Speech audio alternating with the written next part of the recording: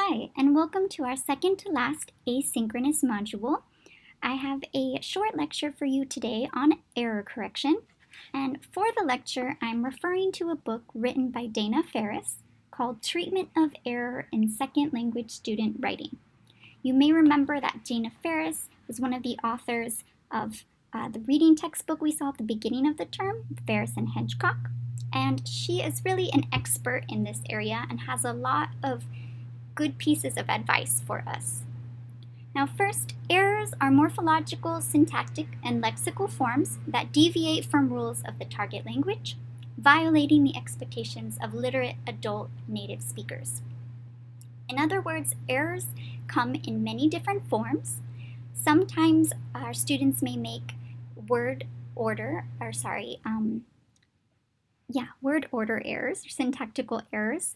Sometimes they might be morphological in nature. So in English, for example, failing to add the third person singular s or the correct past tense form of a verb.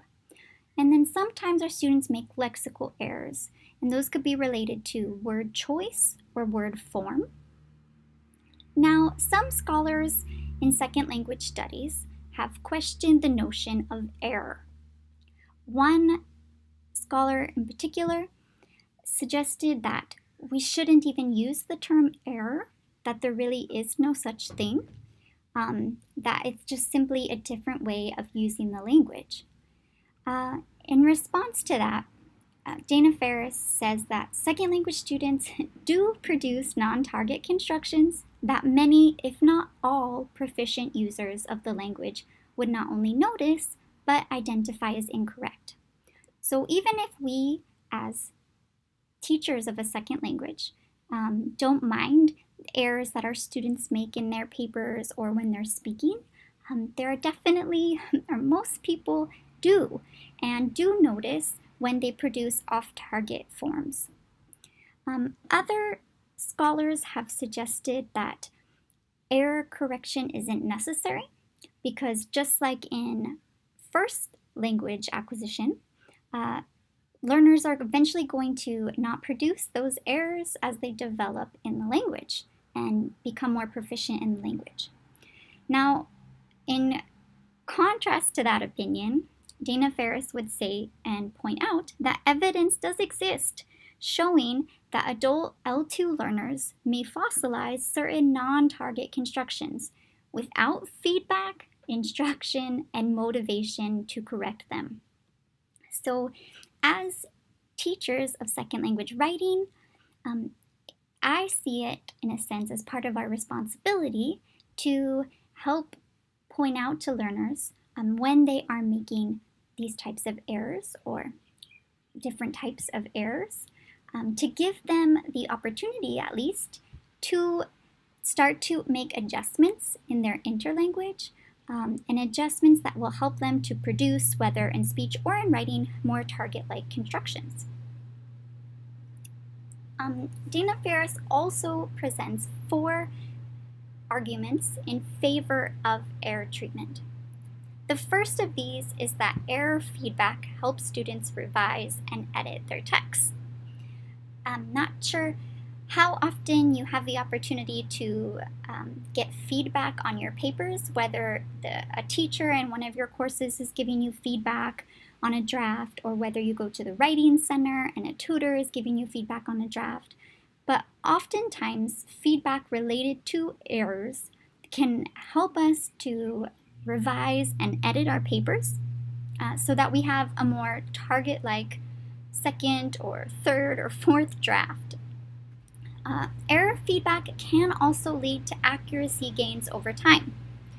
More research is being done in this area, and in general, research has shown that continued error feedback may lead to greater accuracy when producing the target language. And related to second language writing, one particular task that has been found to be really helpful for promoting accuracy in second language writing are short paragraphs written in class in response to a particular topic. that are then corrected by the teacher, and which then the following day students correct. And that cycle continues until students have a perfect paragraph.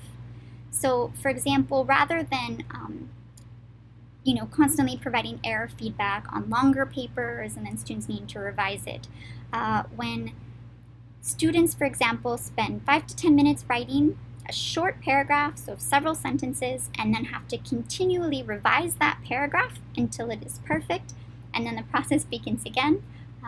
In research situations, that particular activity has shown to be effective and to lead to greater accuracy in writing. A third argument in favor of error treatment is that students and teachers do value it. So many teachers that I know of second language writing, often, or even just of languages in general, feel that they aren't doing their jobs if they're not helping learners to recognize their errors or their off-target forms. And students too often want to know when what they're saying or writing is not in line with what a native speaker would expect. Not all students, of course. I have met plenty, and research has also documented students who feel that as long as they can get their message across, that's fine, and they aren't interested in necessarily producing target-like utterances. But most students want to produce correct or target-like sentences. And finally, written accuracy is important in the real world. So, like I said, those of us who are in second language studies departments, we may be more comfortable with a certain amount, with certain errors in writing or in speech, or we may not recognize them as much as other individuals from other departments or in other walks of life do. But the fact is that when our students go out into the real world, whether in business or in education or in the medical field, the ability to write accurate messages is valued. And when those messages, whether it's an email to a superior or it's a note to a colleague, if they contain errors, whether lexical, syntactic, or morphological, often those errors are noticed. And so as second language teachers, we have the opportunity to help students to start to maybe even recognize when they make their own errors, and to help lead them on a path to producing more target-like written language. Now, this is the last slide I have for today, but I'm going to take a few minutes to talk about each of these principles. The first principle that Dana Ferris mentioned for teachers of language, particularly teachers of second language writers, is that teachers of L2 writers need to study aspects of grammar that are particularly problematic for non-native speakers of English. So I'm going to talk to you first, or I'm going to tell you a quick story about my very first teaching job, and it was in Guatemala, and I was teaching at a middle/high school, and for 3 periods of the day, I taught English grammar. Now, these students had been in a bilingual school, most of them, since they were very young, and understood me fine when I spoke in English. But for the 50 minutes that we met a day, the focus was English grammar. Now, the book that I was given to teach from was written back in 1967 or something, and I was teaching in 2006 in Guatemala. So it was older, but honestly, it was a very fine book now that I look back at it. However, I really did not know much about English grammar. When I grew up, my English classes focused a lot on just reading and expression and creative writing, and not so much on deconstructing the English language or learning about English structure. So I remember specifically teaching my students when we came to studying the present perfect tense, which is, for example, I have begun my paper. That I have begun would be an example of the present perfect tense in English. And when we came across this particular grammar item, in their textbooks they had a list of present participles in English. So the present participle, for example, would be begun. Now, I saw this list and I immediately thought and then told them that this list was very out of date and completely wrong, and that these were not the correct forms for the present perfect in English. So for example, one of the forms was drunk and swum. And so in English, for example, the present perfect tense for the verb swim would be have swum, and for drink, it would be have drunk. Now, in the style of English that I spoke at the time, I did not say it like that. I have swum or I have drunk. And instead, I thought it best to teach my students that the true or correct form was I've swam and I've drank, as that's what I said at the time. But actually, the textbook was right.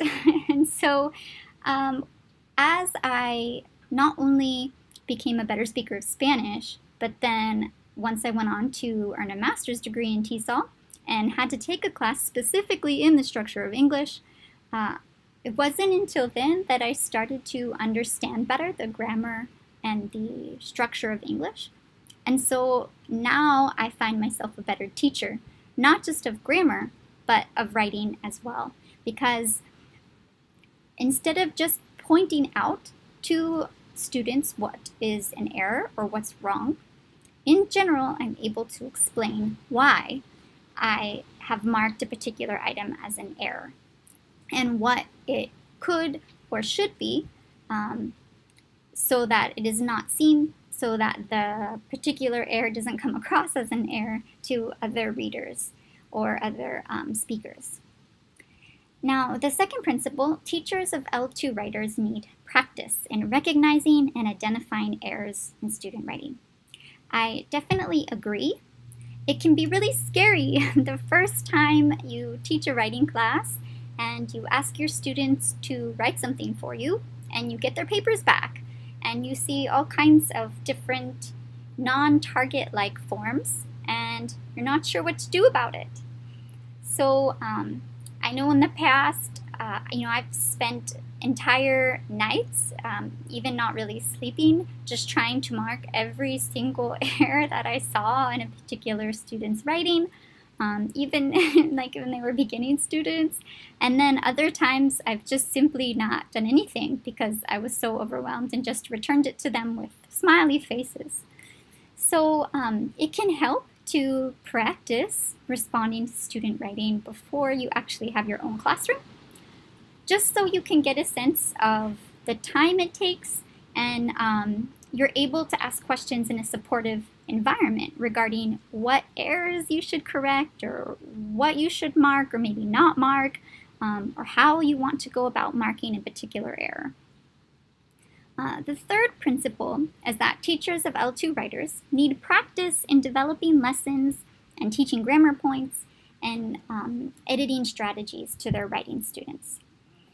I definitely agree, and you are all welcome in your upcoming writing lesson plan to have a grammar focus for a piece of that lesson.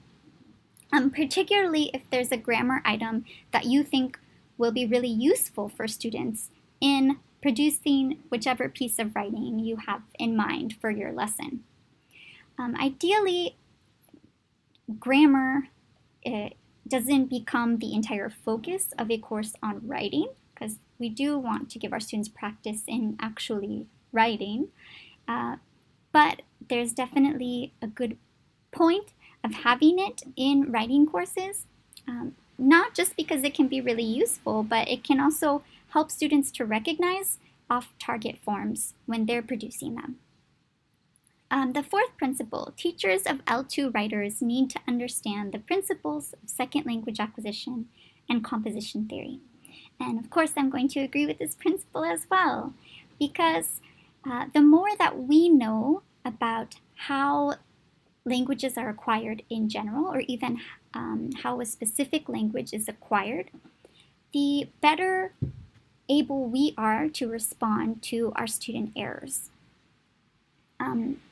Particularly in terms of composition theory or writing theory, if we have a better understanding of certain stages we can expect our students to go through as they become more proficient writers, we may have more realistic expectations upon teaching second language writing as to what exactly they should be able to do by the end of our course, and also likely de-stress us a little bit or help reduce anxiety, because we can't teach our students everything, and so it's not a realistic goal if you are only working with a group of students for one semester that when they leave your course they are going to be able to produce writing that is completely error-free. However, by helping them practice a lot of writing, by discussing grammar, and by presenting them with interesting writing tasks, we can hopefully help them not only to be more interested in writing and to want to continue it after our class, but also to become better self-editors and continue working on producing more target-like compositions or pieces of writing. It takes a really long time, as most of you are aware, to become proficient writers, not just in our second language, but even in our first language. And so depending on how long you have the opportunity to work with a certain group of students, we can only do so much, but we can do a lot at the same time. And the fifth principle is that teachers of L2 writers should become familiar with language structures needed for different task types and academic disciplines. So especially if you find yourself teaching a class, teaching a business English class, or a medical English class, or teaching a group of undergraduate students who are majoring in engineering, becoming familiar with the genres that they are going to have to produce in their target context can be very valuable. Not just for you to learn something new if you don't already know it, but especially for them. And so that way, when they are in the class, they can see the relevance of the type of writing they're doing for their future career, and also so that when they leave your class and go out into this real world, they really do feel prepared and are able to engage in writing in the particular area of focus. So that is the end of today's lecture. And in line with the second principle, that teachers of L2 writers need practice in recognizing and identifying errors in student writing, I have attached or uploaded on the bottom of this webpage a sample student text. And I put it in a Word document, and you can either go ahead and practice responding to the errors in that document using Microsoft Word or Google Docs, or you can print it out and simply handwrite in